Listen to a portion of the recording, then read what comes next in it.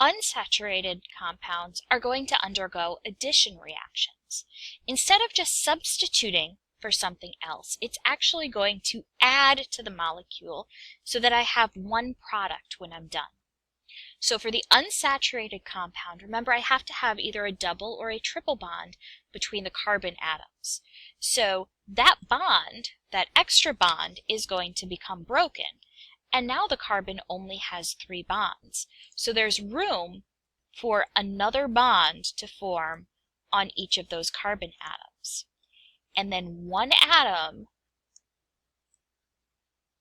is going to attach to each of those 2 carbon atoms.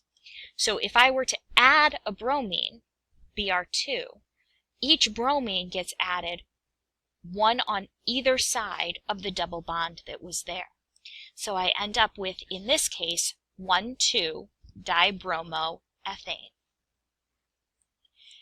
If I have HBr, again that double bond would get broken, but now one side is going to get an H from the HBr and the other side would get a Br.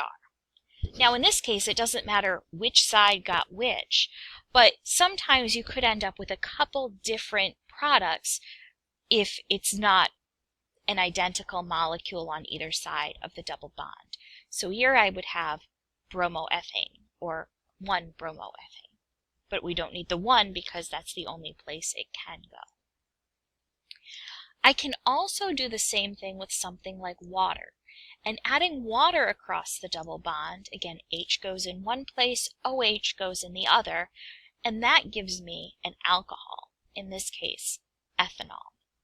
So when I have an addition reaction, I'm going to break one of the multiple bonds in my reactant, and the other reactant is going to be 2 parts to it. One part goes on one side, the other part goes on the other side of where there was a double or triple bond to begin